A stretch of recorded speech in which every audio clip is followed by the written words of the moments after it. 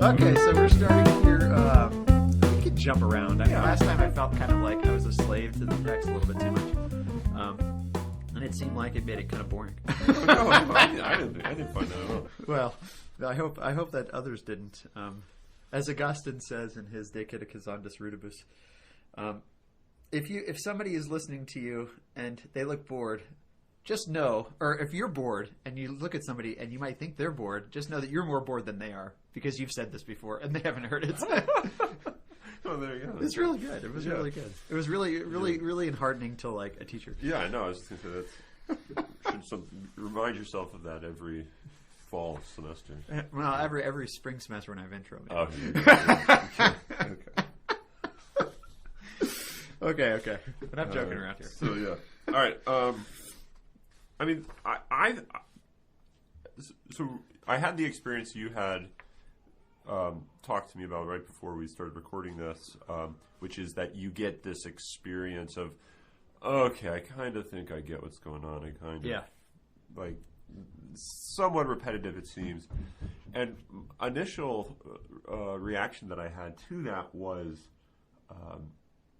maybe I can just skip.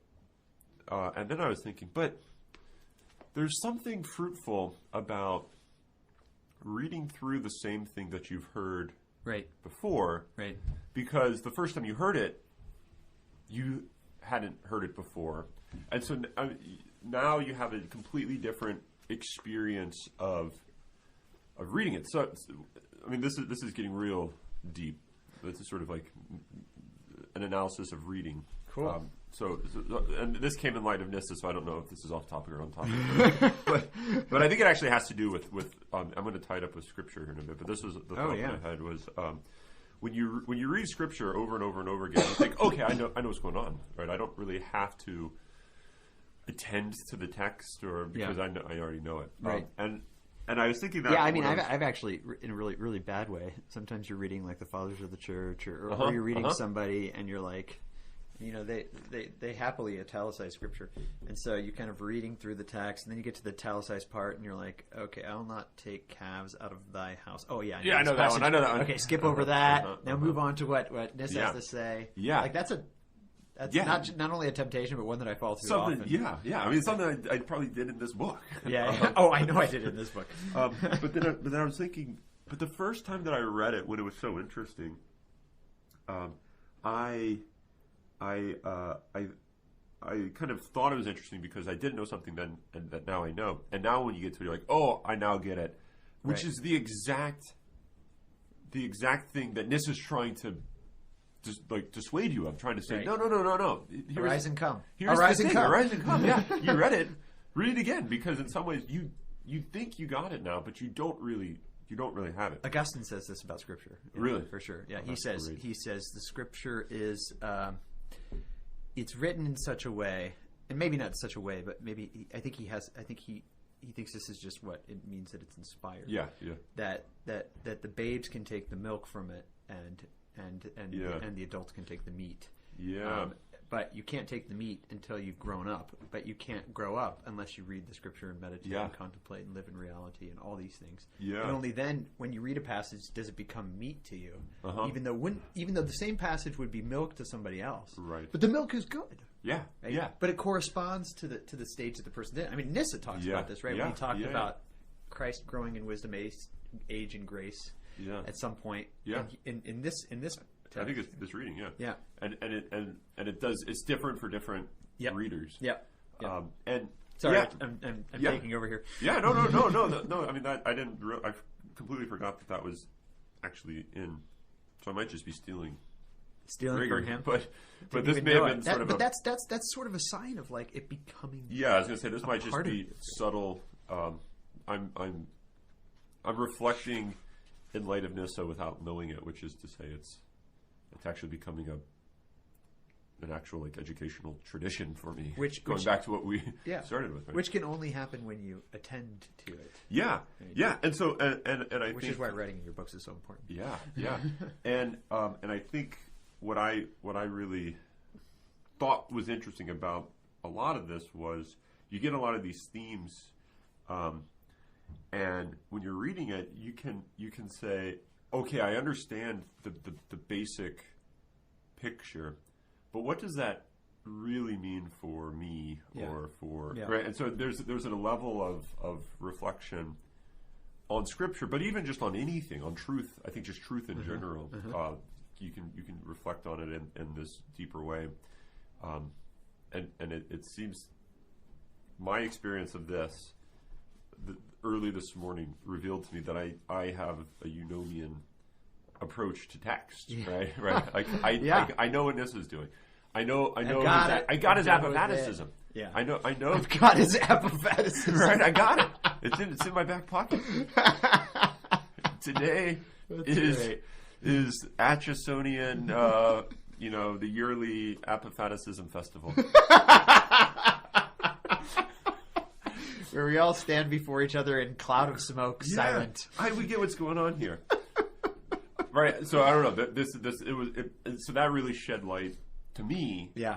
Kind of bringing Nyssa to flesh in many ways, like seeing like what he's saying is not something that like can stay on the page. Like, okay, I get it. Move to the next page. It's a ridiculous paradox if you think about it, because you think, okay, I've got it. Everything is mystery. And then you're like, wait a second. Once I said I got it, then I don't got it, right? Yeah. Because you can't get it. Yeah. And so to say, okay, I get everything is mystery, and now let's move on with life, is to not live in the mystery. Yeah. And to not. Yeah. It sounds exactly like the point you made about tradition and life, right? Once it becomes a known fact. Yeah. And Schindler even uses that word fact in a bad way. Yeah. Right? Once it becomes a known fact, it becomes unknown. Yeah, and once you don't can know put it. You admit you don't know it. Once you can put the parameters on, say, tradition or on truth, you've thereby limited it, because you did so with the hope of being able to grasp it or to reproduce it. Right. I mean, this gets to the Schindler information. Yeah. Not truth is information stuff. Right. And so once you put the limits on, okay, here's how we're going to reproduce this tradition from year to year, I think it has ceased to actually be capable of being a real tradition, right? Because the real tradition is something which is it sort of holds you. You don't hold it. Yeah. Right. And it's a living reality, right? It's very much like that Peggy section in his Portal to the Mystery of Hope, where he says that the word can only be warmed in the human heart, right? Because it's a living word, and it's only in a person that he can be passed down to another. Yeah, it has to be through a living. I don't remember the terminology he uses. Yeah, no, I think I remember that. And I'm afraid I'm going to not do justice to it. You can never do justice to Biggie, so don't worry. Even reading him doesn't. I know. Probably have to read it in the original French is the problem. I know. Although you know who does? Schindler. Well, Schindler. Oh, yeah. Oh, Riches. He has a pocket French version of it. Did you know that? I know he does. Anyway. Here, I thought the section on the cinnamon. Okay. I really liked for reasons that may also be somewhat beyond the text. Good. Well, speak to me about it, because I wrote in this, but I was kind of like, okay, he's saying this, okay, got that, and then I moved on. So okay, but I thought this was page 234. 234, page 234, section 63. Oh no, wait! Before that, sorry. Go to the end of section 62. Still on 234. Saffron. The saffron. Yeah. This actually moves into 63 thematically, although it's a different, in some ways different theme. It's still the same general. It does look like it's the same homily, and it goes A to C in 62, and then D to the next. It looks like it's the next section. Yeah.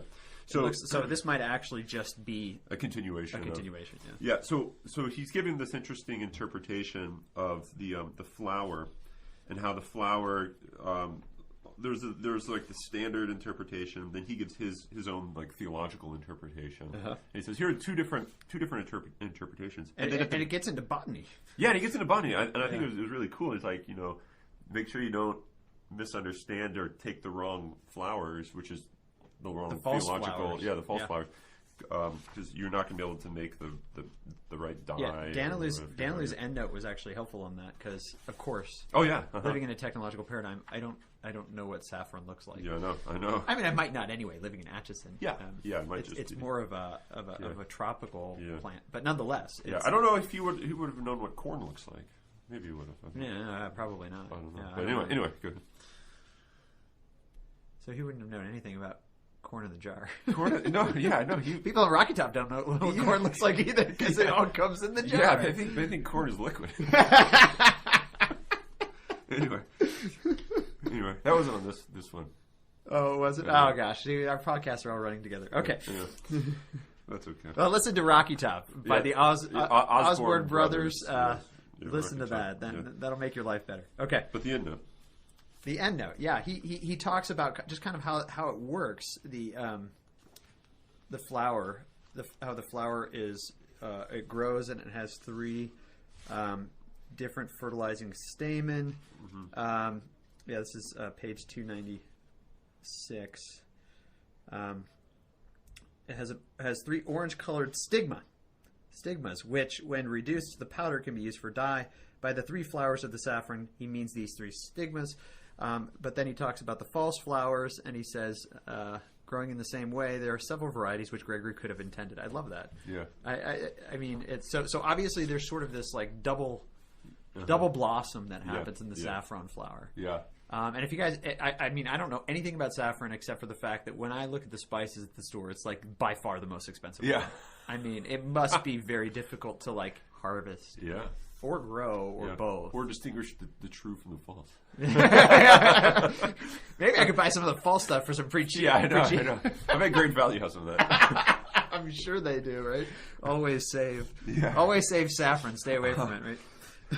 Anyway, back to your point. Okay. So he gives it this really cool. Here's a new interpretation. I know there's a standard interpretation on the table, which it's kind of neat that he says we've already done this. We've used this image before, or the tradition in some sense, right, at the time. And then he ends the section, I think, in a way that goes back to what we said it when we were talking about the actual book of the Song of Songs, where he says, of these 2 interpretations, I will leave it to the hearers to choose as they will, either one or both. Yeah. Right? So it's like, look, I mean, interpret this how you will. Yeah. Right? It's up to you which one, like, you take to be the best. I mean, that I thought was really. Yeah, I like that because it's not exclusive, and it is a recognition of the mystery of Scripture. And he goes on. So this is this is great. I bet de Lubac. I bet he was aware of this passage in this. He had to. I mean, this is Danilou. Yeah. Right. You imagine. You imagine. They were buddies, and Danilou was. I think Jesuit? Jesuit. Yeah, I was going to say. Jesuit. Yeah. And but then he goes on. Here's the reason why you can choose either one or both. In a certain sense, they come to the same thing. For the one suggests the meaning of perfection, the other the possession of the divine nature. There is, of course, no perfection outside of the Godhead. So I think in some ways, what he's trying to say is the content comes to the same thing. But if you really understand it a little more, I don't want to say abstractly, but a little more universally, you see. Turn toward the one. Turn toward the one is all. I mean, in the sense that like the reason you can interpret it in this way, or maybe the way Augustine interprets it, or maybe the way,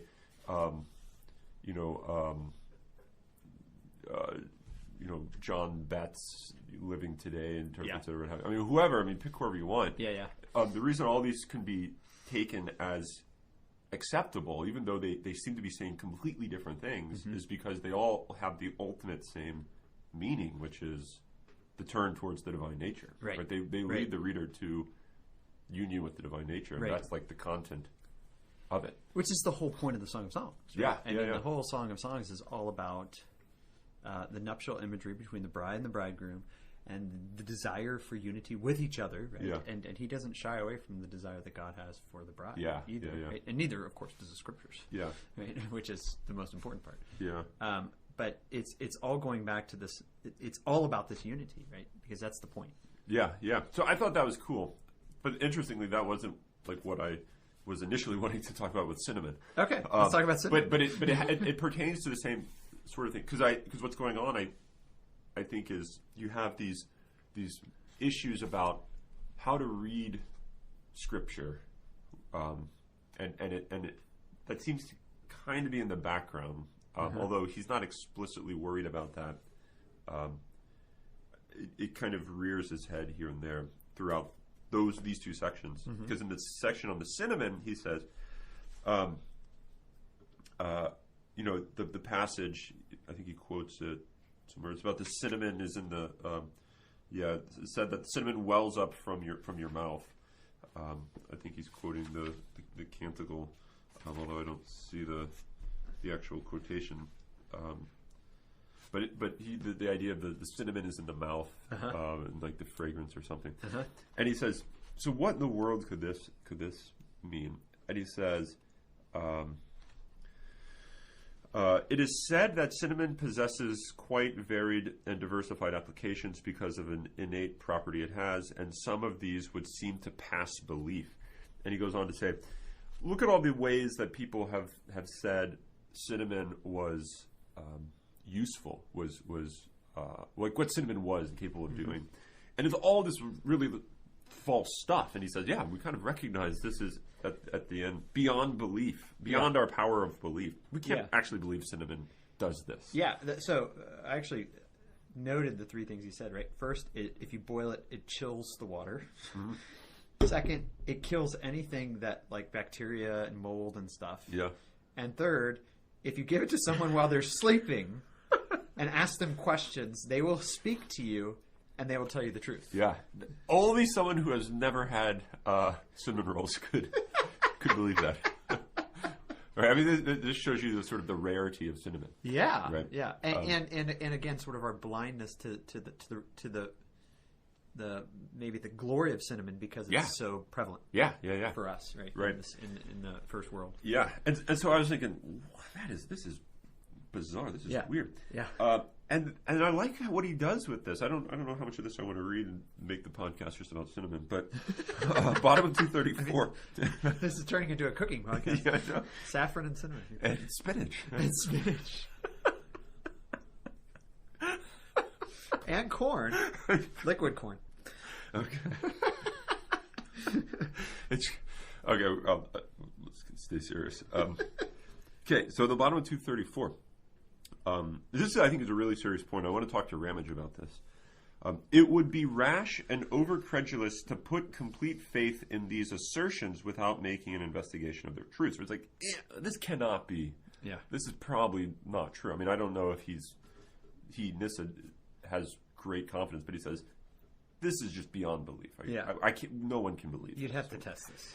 And in any case, cinnamon is mentioned in the list of the fruits in our text with some hidden significance. So he says, but bizarre enough, cinnamon seems to play a role in the Scripture. And in some ways, he goes on to say, don't let the fact that it has these false actual meanings not be capable of having a role in this, called the spiritual sense, right? Or the symbol. I mean, he uses the word symbol, or the deeper meaning. Yeah.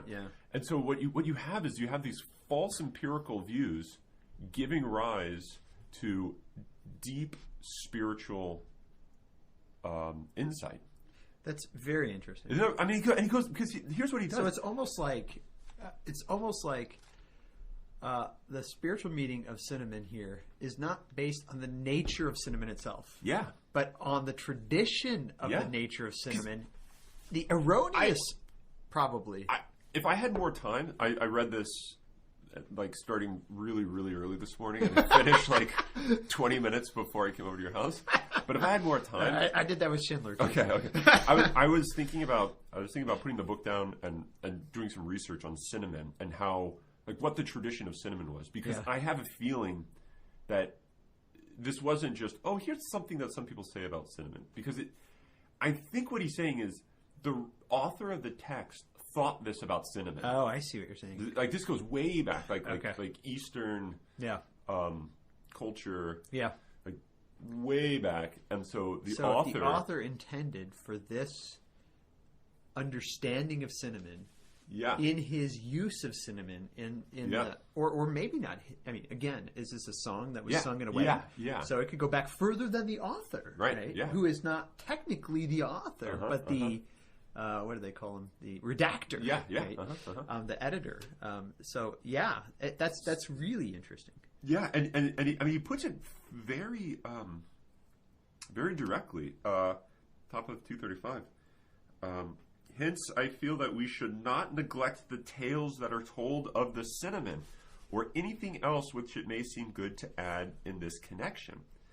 And then he goes on to talk about, because the real meaning can be had in light of the false empirical meaning, that when you put the cinnamon in the mouth, you only speak truth. Right. And he says that's the real meaning. That's real cinnamon there.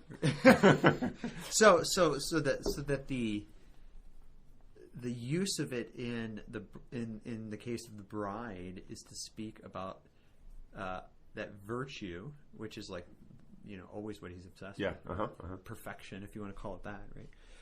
That perfection is this unity with the truth, always speaking the truth, being in harmony with the truth, in tune with the truth, or something like that. Yeah, and he puts it. I mean, this is so that if you didn't, sorry, I keep no. If you didn't know the ancient false traditions on cinnamon, you would not understand this passage. Yeah, and this is why I want to talk to Ramage about this, because I mean, this lines up with the questions about the false biology that they thought, the false cosmology they thought. And here, I mean, you have an early Christian giving just a sort of a brush of the hand, but not really like dismissing the falsehoods, but saying the fact that these are false has nothing to do with using them with the revelation. Right. The false tradition reveals the true meaning of Scripture. That's fascinating. Ramage also teaches wisdom literature, so he teaches Song of Songs. I wonder. Oh yeah. Maybe we should do. Maybe we'll try to get a short little conversation with him. Yeah. See if we can record it. Yeah. Oh, yeah. But I thought that was. And he goes on in 235 again. If in the sleep of this life you put the sober cinnamon of reason into your mouth, like the sleepless and ever watchful angels, you will bring forth clearly and accurately the meaning of what is said. Thus, by the truth of your speech, will you imitate the vigilant angels? And so, I mean, like, he uses this beautiful example of the sleep of this life. When the cinnamon is put into your mouth, you then, reveal the truths of like wakefulness, which is like the truth that flow from because that's flowing from this idea of putting the mouth in the sleeper and they speak truth. Yeah. So I don't know. I just thought that was and that ties up with that previous paragraph about interpret this how one or both. Yeah, either one or both. I mean, it seems. I don't know. This also explains why, and maybe this is a further sort of explanation of this point, right? How do we know that the cinnamon means this? Because of the community false understanding of cinnamon that's been passed down. Yeah. Right? But I wouldn't have understood that the section on cinnamon was so good and important if I hadn't done this with you. Yeah. Right? I think there's something to be said about revelation happening in a communal context. Yeah. Right? And it doesn't happen in an individual void. Yeah. Which sorry for all of you sitting there with your headphones on listening to this podcast by yourself. Go talk to your parents or your siblings about cinnamon. Tell them that you want to put cinnamon in their mouth at night and ask them some questions. Or at least have apple cider cinnamon with them or something. Okay. Wow. So I don't want to. I did not get that from that at all. I am so happy you brought that up, because that is, I think it's fascinating, and I think I now know why you said, when you first said I want to talk to Ramage about this, I was like, why do you want to talk to Ramage? But now I know why you want to talk to Ramage. Because he grows all sorts of things in his backyard. Which he does, right? Another guy doing the same thing, right? He has olive trees. Anyway, sorry. Well, I keep wanting to push to the back of this section because Well. We could start with the food, but then I want to get to the sober intoxication and the watchful sleep. Yeah. Which of course, both of that language was used in that sentiment section, right? The sleep. Yeah. And the sober truth. The sleep and the dream. And what did he call it? The sober cinnamon of reason. Right. And this also sounds like I hate to say it, but I'm saying it for Dan's sake. Dostoevsky. It really sounds like Dostoevsky. His understanding of the madman being the one that sees reality as it is. Yeah. There's always drunkenness. I mean, there's always drunkenness in Russia, but but drunkenness for Dostoevsky is seen as some sort of a sobering of the person. Now, I'm not recommending you guys go get drunk. But we're talking about... We're not doing it, but Solomon's telling you from the Song of Songs. He's telling you to go get drunk. But I think it's fascinating. What did was it Danilou that called it this? Or maybe it was Gregory himself. No, it was Schindler. Talking about the coincidence of opposites or something like that, right? No, that was him. In here. That's in here. Yeah, no, he does say that right near the end, I think. Yeah, I'll find it. Right near the end. But let's do the food of the bridegroom real quick. 237, because I found this to be very interesting, and it goes back to the sort of the erotic nature of divine agape, right? Because as the Song of Songs is, it's the bride singing to the bridegroom about his beauty and his wonder, but it's also the bridegroom singing to the bride, who is in some sense enamored with the bride and is praising. I mean, sounds insane, right? God praises me for my goodness, right? That's stupid. I mean, first of all, it all comes from him. Second of all, what is it compared to him, right? I mean, you can't compare them because they're like, because we're talking about this radical distinction between ex nihilo good and goodness itself, right? The good, if you want to put it that way, right? And yet, that's what's happening here, right? Over and over again. And not only like, oh, you're good, but, your hair is like the flock of goats going down the mountain, right? And the fact that God, this sounds really like, probably people could get really pissed at stuff like this, but God has to resort to poetry to talk about the wonder of the mystery of man, right? So that almost that I want to say, no, I guess I do want to say that God wonders, right? God wonders, right? This is reminding me of that. Two things actually. David C. Schindler's last lecture from Villanova. Yeah. Did you watch that one time? Yeah, I think so. It's all on Plato and Wonder. Yeah, it's super good. It makes me think of that, but it also makes me think of Balthazar's point of the son who stands in wonder at the Father. But this is maybe even going further, saying that the Father, or that God, the three persons of the Trinity, wonder at what they have made. Yeah. Which is... Yeah. I mean, listen, if I'm the Son, and I'm looking at the Father, all right, and I'm going to admit a Balthazarian point, that I wonder at his greatness, and that he would give himself to me, that I can be, which is what happens with the Son and the Father, right? In a non-creation way, right? I'm not eunomias here. Yeah. In a non-creation way, but that I would that I would be able to see him, and still look at the world and say, "Wow, like seriously." But that seems to be what's happening in the Song of Songs, and Gregory's bringing it out. And on 237, he begins the section by kind of bringing up these points that someone would make. You can't really be saying that, because I mean, in the sense that how in the world could he feast when he is the bread of life? Yeah, like I think this very first section is worth reading. I mean, just this is Canticle 5:1. Let my beloved, she says, come down into his garden and eat the fruit of his apple trees.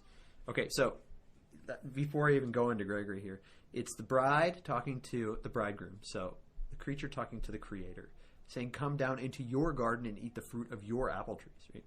Yeah. And Gregory kind of brings this out. Right? Here's a cry from the heart. Here is a fine, high-minded soul surpassing all the bounds of generosity. And whom does she invite to enjoy her fruit? For whom does she prepare this banquet out of her own store? Whom does she call to the feast on what she has prepared? Right? It's kind of like I feel like this is tongue-in-cheek. Like, oh, you've made this great feast for... Yeah. And then he goes into this, right? Yeah. Him from whom and by whom and in whom all things exist. Yeah. I've made this great thing for you. Like, it almost reminds me of like, one of my kids making some dumb, very misspelled. I mean, not dumb. I shouldn't say dumb because it's not dumb because of the gift, right? Yeah. This Gabriel Marcel's in the background of all this, right? Yeah. But they give to me this, poorly drawn a picture of me and them, right? Inevitably, I'm in the past few months, Genevieve has drawn everybody with ballerina outfits on, including the men, beards, and tutus. So I've got a tutu on. It's like Lord of the Rings on stage. Exactly. But so I've got a tutu on. There's like an excessive amounts of hearts on it. Like just way too many tips. You made your point. Okay, we get it, right? But that's the like that. And then she says, "Here, I made this for you," and expects this like wondrous like awe from you, and you're like, I could have done that in about 2 seconds, but it's not. That's not the point, right? That's not the point. But this is kind of what I'm thinking of, right? Mm-hmm. She calls him to, hey, come to this feast. I've made this awesome thing for you. And she calls him from whom and by whom and in whom all things exist. Who gives sustenance to everyone in due season, who opens his hand and fills with blessing every living creature, who descends as the bread from heaven, gives life to the world, and from his own source pours life upon every creature. Right? For him, it is for him that the bride sets her table. I mean, it's almost like this is a joke. This sounds like Piggy. Oh, I mean, it certainly does. Just the boldness, of this, right? It does. And I completely see that. But then he goes on and he says, I mean, this is where it gets really fascinating. I mean, that first part's already fascinating. Right? It gets really fascinating. And the table is a garden planted with living trees. We are the trees. And the food we offer him is the salvation of our souls, as he himself said when he took his fill of our human existence, which is a very interesting way of putting it. My food is to do the will of my Father. Now, when you read that, you think, okay, it's obedience that matters here. And that's true, right? Take this interpretation or the other, or both. Yeah. And I would go with both. And so he says, what is it that he really eats? Well, I would say, he obeys the Father. That's what he does. But Nyssa is saying, no, the obedience to the Father is this. In a sense, consuming men, but not in a consumeristic way, but in a way where they come into him and are united with him and become him, right? But he says even deeper here, the fruit though is our free will, which offers God our souls as it were on a branch to pluck. So he still has to take it. But we offer ourselves to him, and it's only if we offer ourselves to him that he's going to take the fruit, right? We have to invite him to the banquet, it seems like what he's saying. And then he says this thing which I wrote on the side, mutual cannibalism. But I didn't mean it in a bad way. Yeah. Here, too, we should consider earlier that it was the bride who enjoyed the fruit of the apple, saying, and his fruit was sweet to my palate. Here, however, she herself becomes the sweet, bright fruit offered to the husbandman for his enjoyment. So there's this weird kind of like mutual Eucharistic reciprocity, right? That God gives himself to us, which we could say is just creation, right? We participate in his being. But more so when we talk about, the Christic and of course Christ's incarnation and redemption and its connection to creation is always on my mind. So, I don't want to separate those two things, redemption and creation, as if they're two different realities. Because I just don't think they are. But so he gives him... You've been reading Ulrich and both of them. Yeah, and de Lubac, actually. But I think that this idea of him giving himself to us, then we in turn give ourselves to him, it's again getting to the point of what is this union that we have with each other, right? And so we use this language like mutual indwelling. We use this language of eating. We use this language of abiding in, as he says, right? That we will come and sup with him, right? That's what he says, and we will abide with him, and he will abide with us, right? This being in him and him being in us. It's all just an attempt to try to talk about whatever deification is, and which is what salvation is, which is what perfection is, which is what man is ultimately, right? But I like this. So he uses the language of eating, but he goes on and he kind of, he uses. Well, maybe he doesn't mean this, but I took it this way because of my modern context. Look at 238. That first, not the last paragraph, but the one before that, near the end. His coming down then suggests the operation of divine love. For we cannot be exalted to the Most High unless the Lord stoop to the humble and exalt the meek. So we call him down to our banquet, but that's the only way that we're going to be raised up is if he comes down and stoops, which he does, right? That's what love is. Yeah. Hence, the soul that is rising to heaven calls upon the assistance of the transcendent Godhead and begs him to come down from his immensity and mingle with us here below. And there's that commingling, which we talked about when we actually were meeting in person. The mingling language of Christology, which is the same kind of language that's being used to talk about deification.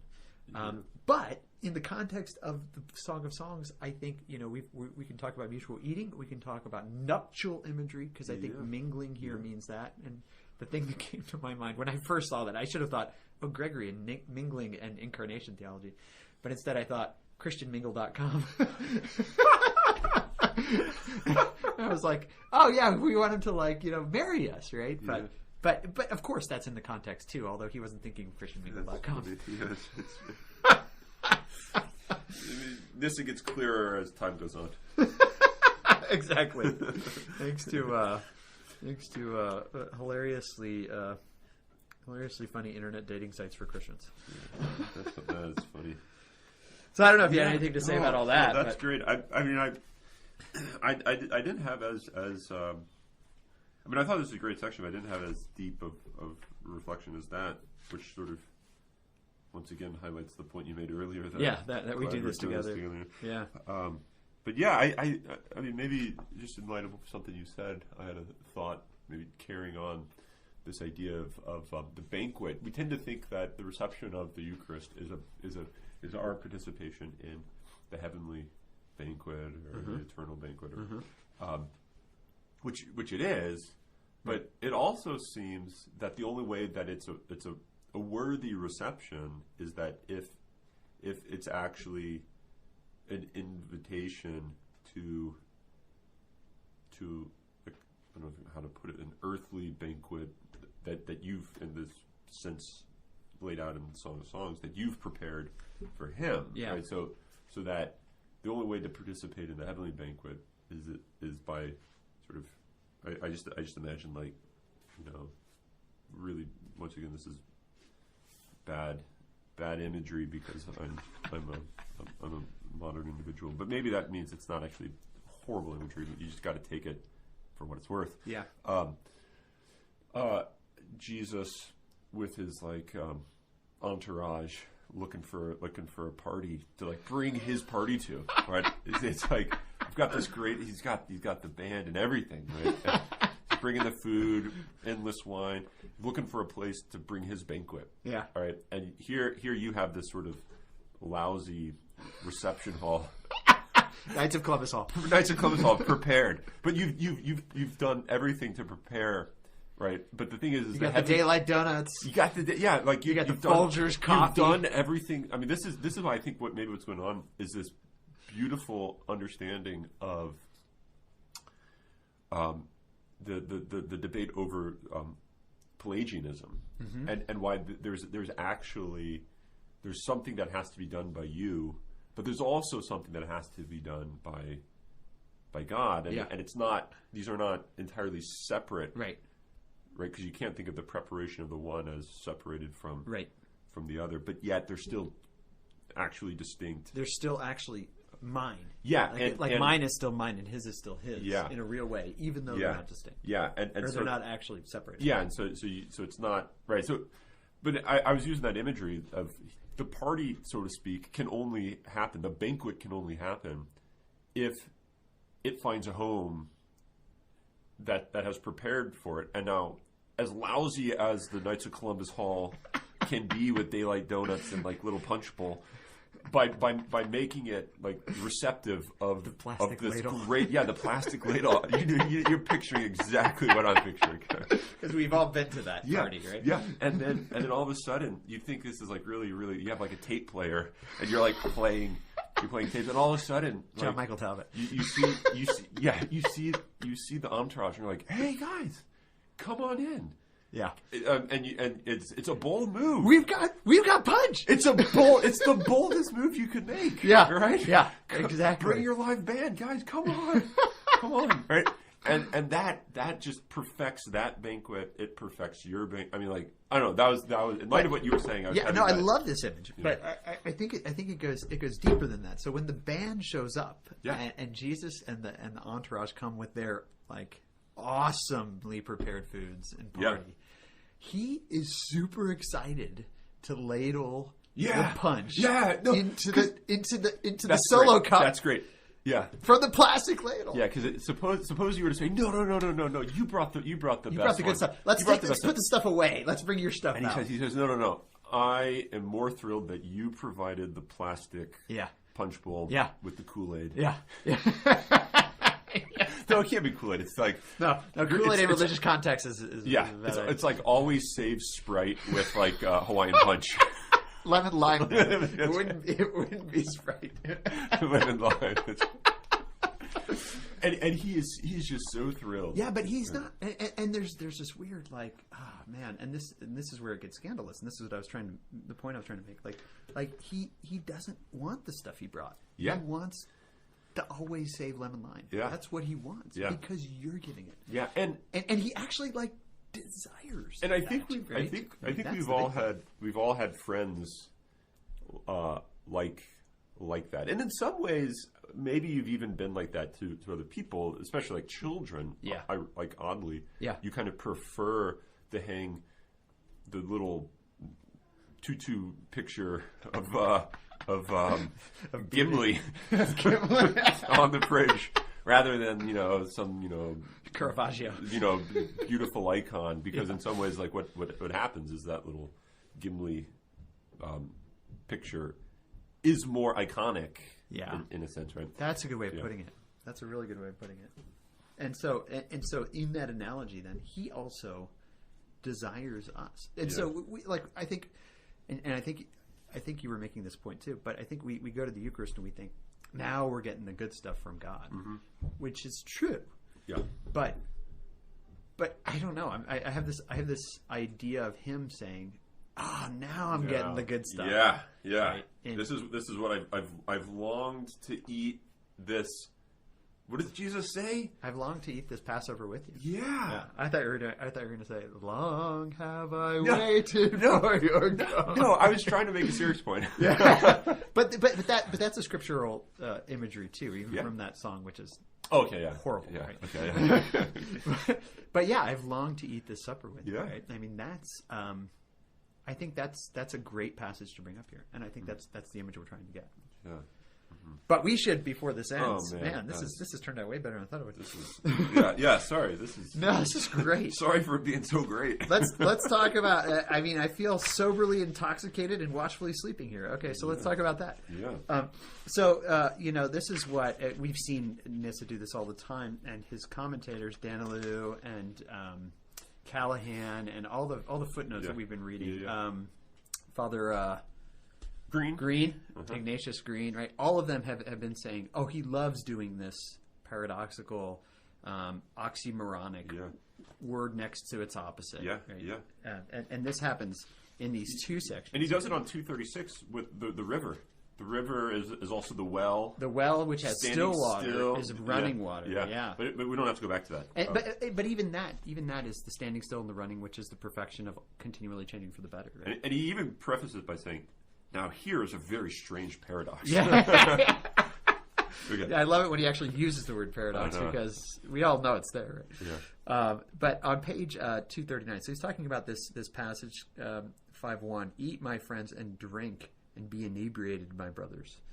And so he uses the image, and he says this is a foreshadowing of eat and drink, eat my body, drink my blood from the Gospels. And he says, and the Gospels is what indeed this is in word, right? So it's the fulfillment of this prophecy. Right. But I love this, and I was thinking Dostoevsky when I was reading this. All intoxication causes the mind, overwhelmed with wine, to go into, there's the word, his favorite word, ecstasy, right? To stand outside oneself, right? To go beyond oneself. Hence, what is urged in our text actually is realized in the gospel through the divine food and drink. And this constantly recurs insofar as there is a continual ecstasy. Okay, so you're continually going out of yourself. Yeah. So you go out of yourself, and then when you're out of yourself, you're somewhere else. But then you go out of that self, right, into somewhere else. But your continual ecstasy in this food and drink, that is, there is a transformation from a worse to a better condition. I mean, there it is. There's his definition of perfection, right? Yeah.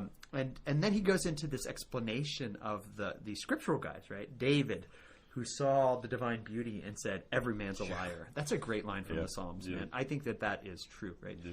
But when he said every man's a liar, he gave us some hint of that ineffable treasure. So he was not lying that everyone's a liar in some sense, right?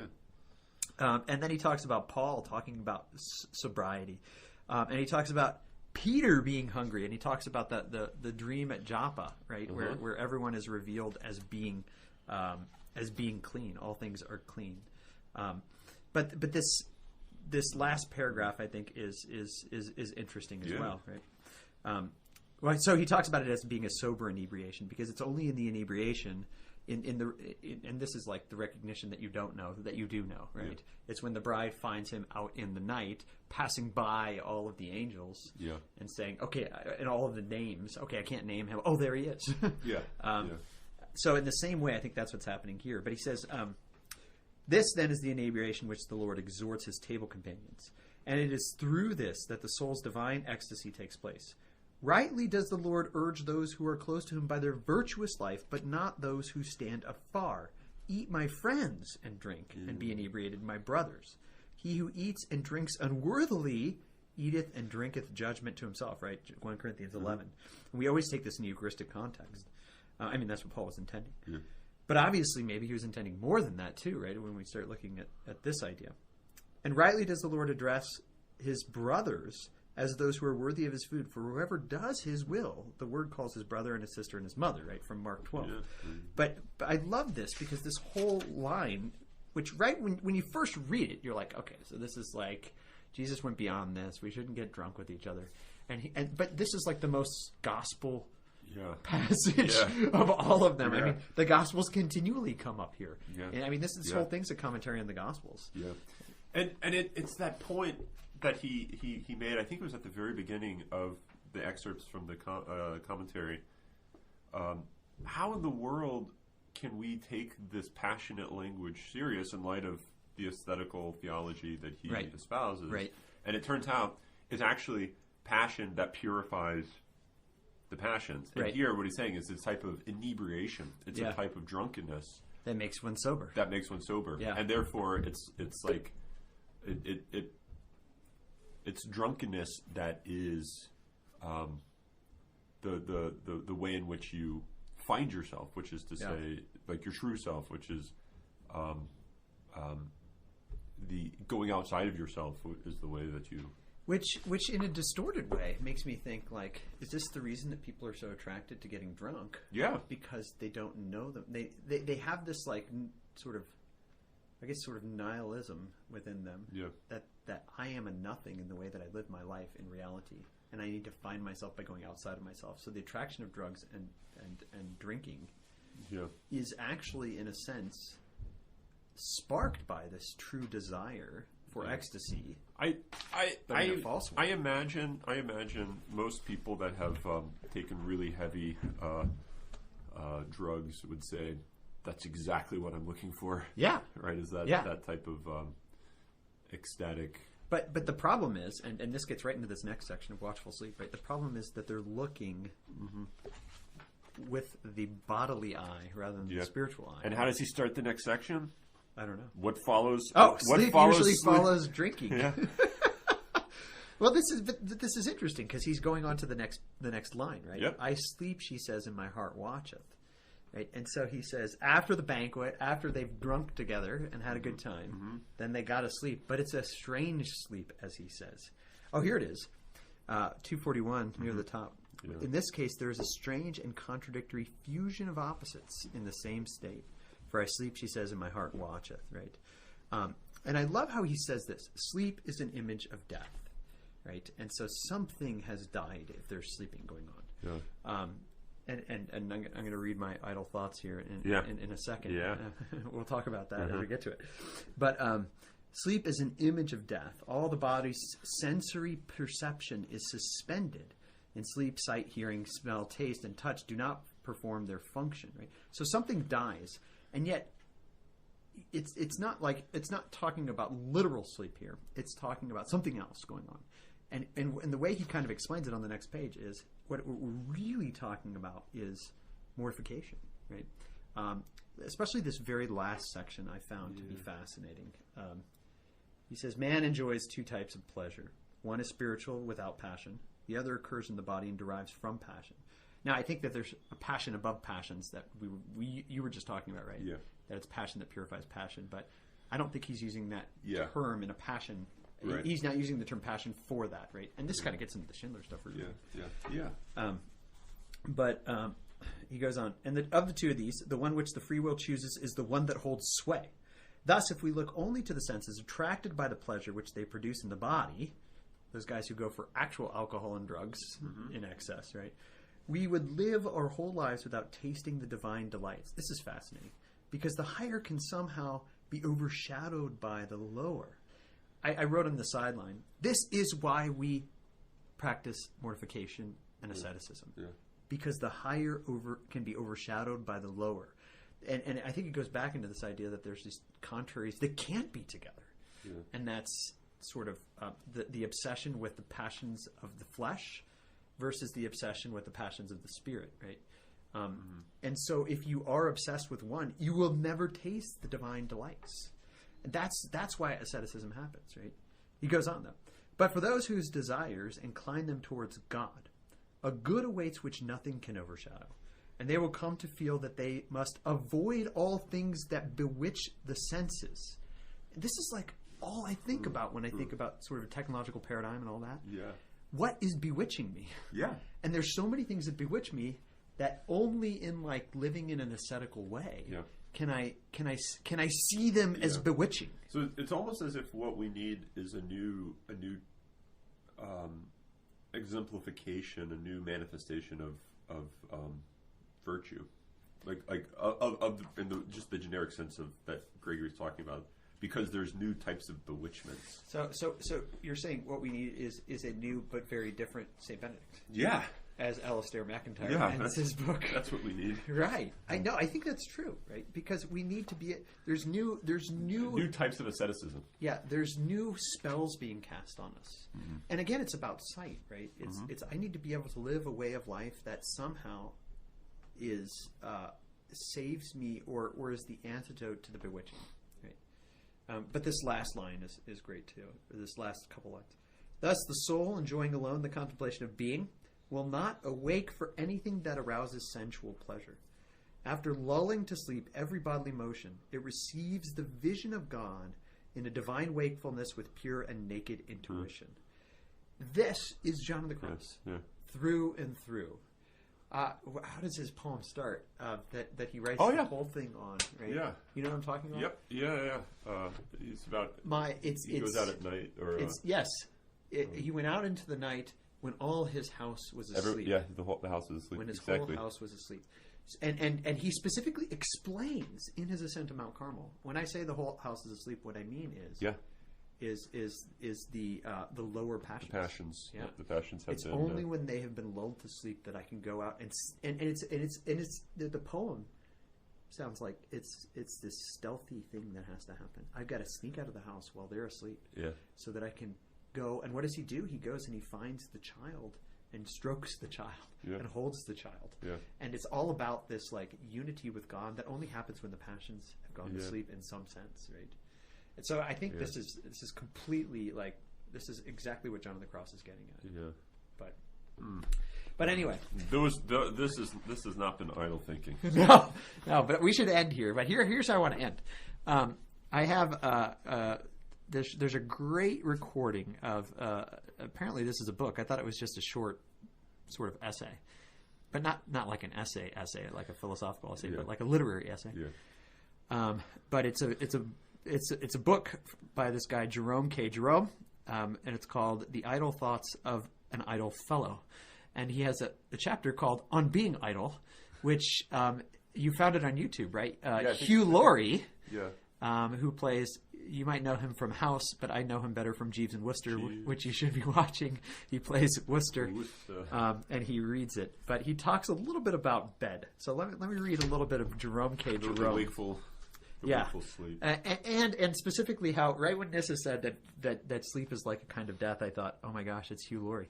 Or really, it's Jerome K. Jerome. He says this, okay. I think myself I could keep out of bed all right, if I once got out. It's the wrenching away of the head from the pillow that I find so hard, and no amount of overnight determination makes it easier. I say to myself after having wasted the whole evening, well, I won't do any more work tonight. I'll get up early tomorrow morning.